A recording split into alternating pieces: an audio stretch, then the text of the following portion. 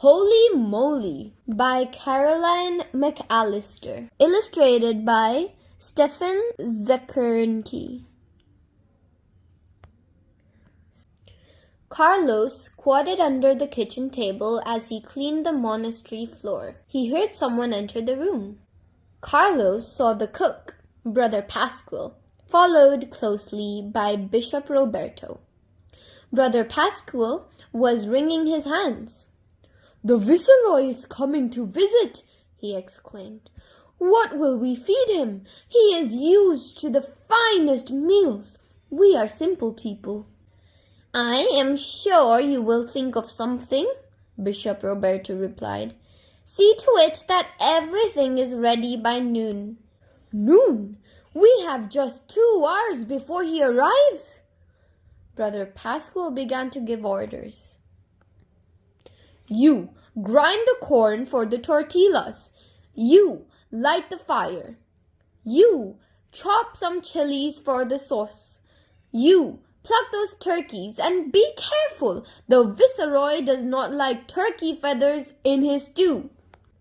And you, Carlos, little kitchen boy, help Brother Juan with the tortillas." "But who is the Viceroy?" asked Carlos. "The most important man in the colony of Mexico. He tells the King of Spain everything that happens here. We must make a good impression." "And what if we don't impress him?" Carlos asked. "No more questions, and when the Viceroy arrives, stay out of sight. Once his honor leaves, you can have something to eat yourself."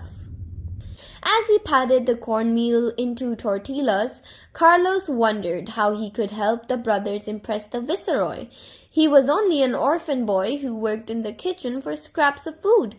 He thought about his empty stomach as he watched the brothers work. They cut, they sliced, they plucked, they baked, they boiled. The bells rang 11 times, and still they were not ready. "Hurry, hurry!" said Brother Pascual. "We don't want the Viceroy to sit down to an empty table." They kneaded, they ground, they mashed, they simmered, they fried. The brothers worked fast. "Brother Pascual, here are cinnamon and chocolate for the dessert. Smell them. Here are the chilies for the salsa. Ooh, they are hot and tasty. And here is the onion for the stew. Take it quickly before I start crying." Brother Pascual rushed from one end of the kitchen to the other with a large tray. He gathered ingredients for 5 different sauces and 2 desserts. Carlos had finished patting out the tortillas. He was waiting to sneak a bite of something sweet. Across the room, he spied a resin bun that had fallen on the floor. He darted out to grab it and... crash! He collided with Brother Pascual and his big tray of seasonings. Almonds, onions, and sesame seeds sailed through the air. Chocolate, chilies, and cumin soared across the big room. Garlic, peanuts, raisins, and pimento scattered to the floor. Cinnamon, cilantro, and salt floated overhead. Plink, plip, plop. All the spices landed in the pot where the turkeys were cooking. "Dios mío!" cried Brother Pascual. He fell to his knees and began to pray with all his strength. The bells rang 12 times. The brothers hung their heads.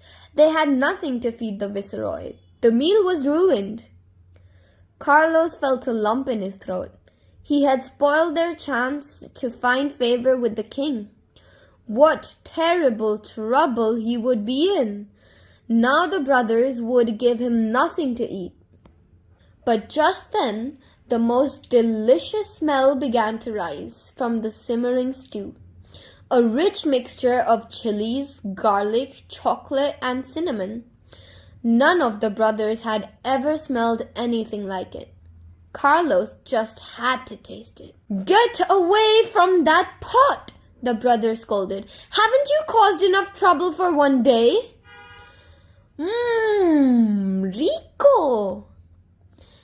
Rico, really? The brothers gathered to taste the sauce. "Que sabroso! Delicioso! Rico! Brother Pascual, please try it." Trembling, they carried the stew to the dining room where the viceroy waited. "What a wonderful smell," said the viceroy as he prepared to take a bite. The brothers held their breath and waited. The viceroy tasted the dish. "How unusual! This is the best dish I have ever tasted. I give the cook my highest praise." Brother Pascual bowed modestly.